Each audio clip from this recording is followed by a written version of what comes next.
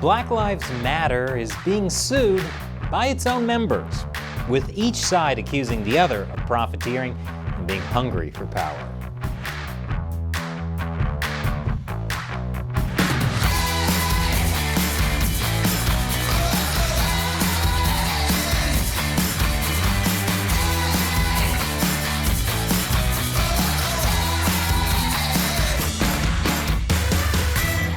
Welcome to America Uncovered. I'm Chris Chappell.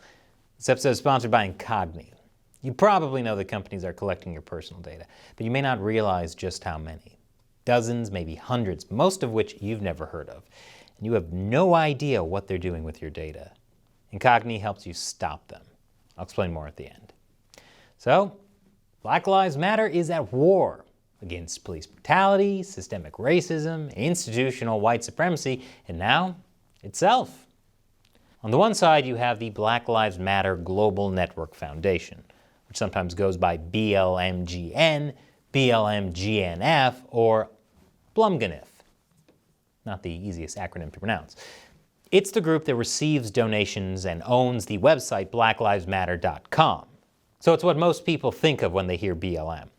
BLMGNF raised $90 million in the wake of George Floyd's death in 2020.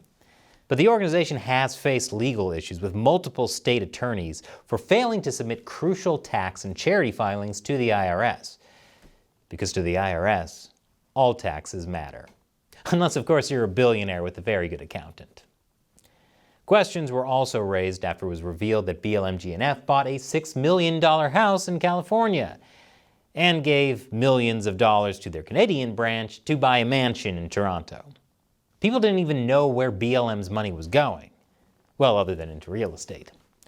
A nonprofit watchdog said BLM was like a giant ghost ship full of treasure drifting in the night with no captain, no discernible crew, and no clear direction.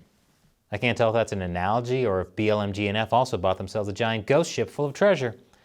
With all this controversy surrounding BLMGNF, local groups in the BLM network have demanded answers and a greater role in decision-making. Which makes sense because all of the donation money flows through the Global Network Foundation.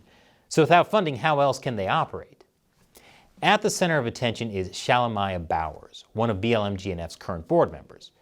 Bowers was initially hired as a consultant by BLMGNF in 2020 to help raise money and distribute it to groups within the foundation. Which isn't surprising since before that, he's served as treasurer for numerous other organizations run by Black Lives Matter co-founder Patrisse Cullors. Organizations like Reform LA Jails and BLM PAC, or Blum PAC, a little easier to pronounce. Cullors resigned from BLMGNF in 2021 after controversy over her personal purchases of several high-end houses.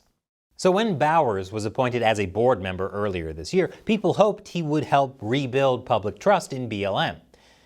And that hope expired quicker than avocados. We've known for a long time that BLM has had internal conflicts between the Global Foundation and local BLM chapters.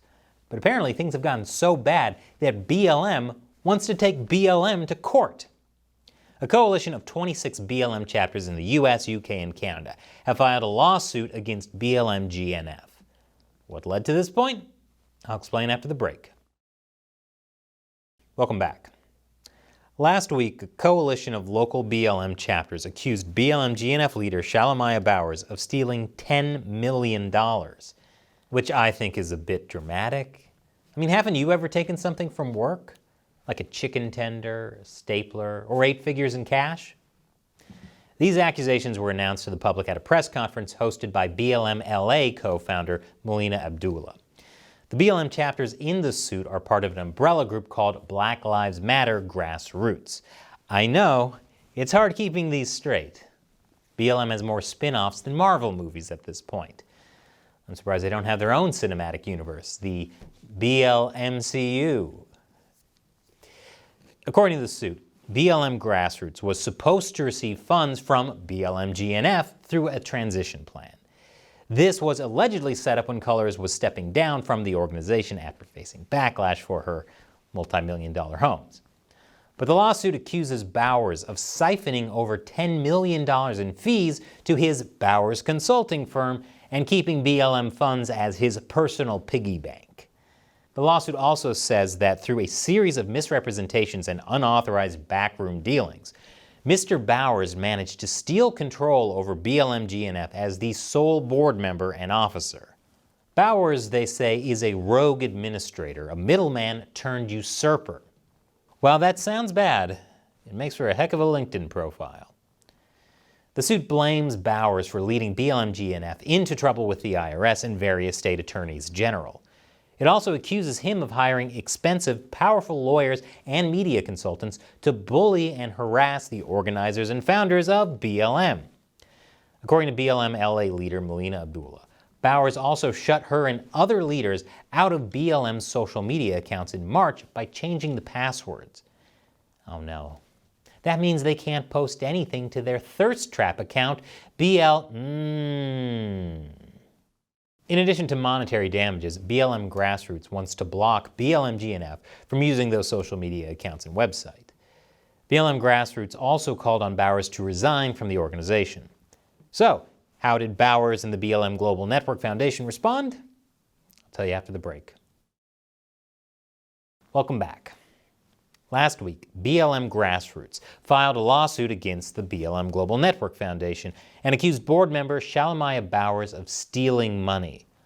A lot of money.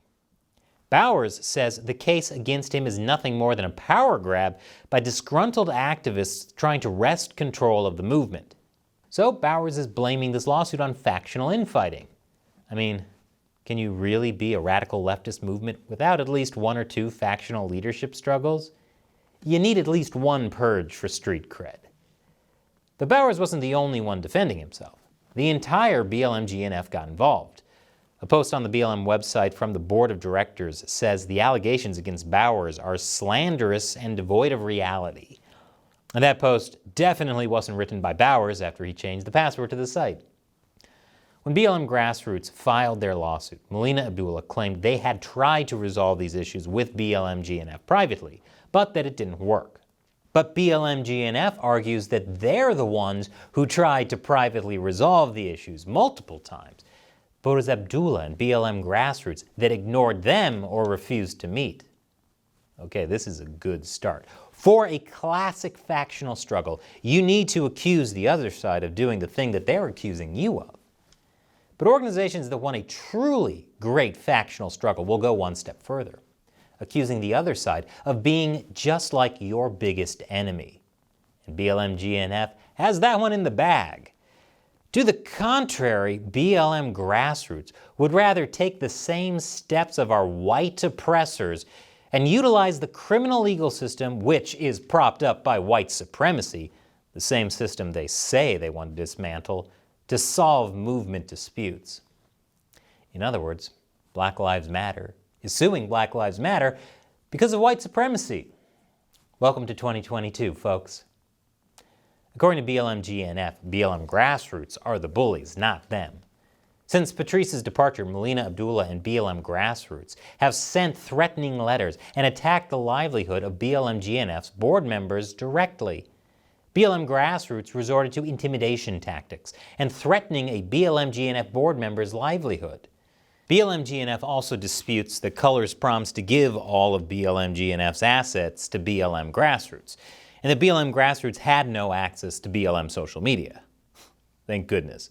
We couldn't stand the loss of In fact, BLM-GNF argues it was a good thing that BLM Grassroots didn't get any more funds, because BLM-GNF accuses BLM Grassroots leaders of giving themselves $10,000 monthly stipends. Like I said, classic factional struggle. Now everyone's accusing each other of stealing money and supporting white supremacy.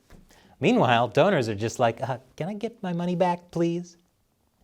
Bowers has not yet formally responded to the lawsuit, and a case management conference is not scheduled until next April. But things aren't looking good for Bowers and BLM-GNF. According to federal tax filings, BLM Global Network Foundation paid Bowers' firm more than $2.1 million in 2021 alone. Bowers says the contract with his firm was approved when he wasn't a board member yet, and denies this was a conflict of interest. But, as we have covered in previous episodes, Bowers has done some questionable things. He's been tight-lipped about who's in charge of BLM GNF and its money, despite facing scrutiny over its lack of transparency. That's the last thing you'd want to do as a charity if you want to gain trust from donors. Well, second to last. The last thing you'd want to do is post a picture of your new ghost ship and say, "Thanks for buying me this yacht, suckers."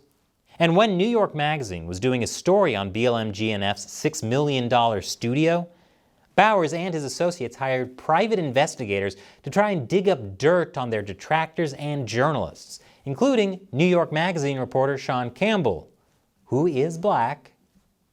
Bowers is kind of acting like someone who has too many skeletons in his closet, and considering how much the BLM Global Network Foundation paid for houses, he has lots of closets. This episode has been sponsored by Incogni. Whenever you do anything online, there's a huge number of companies that collect your personal data. Your names, your email, your address, your private phone number, all sorts of things. And what are they doing with your data? They're buying it, selling it, and trading it like you're a commodity.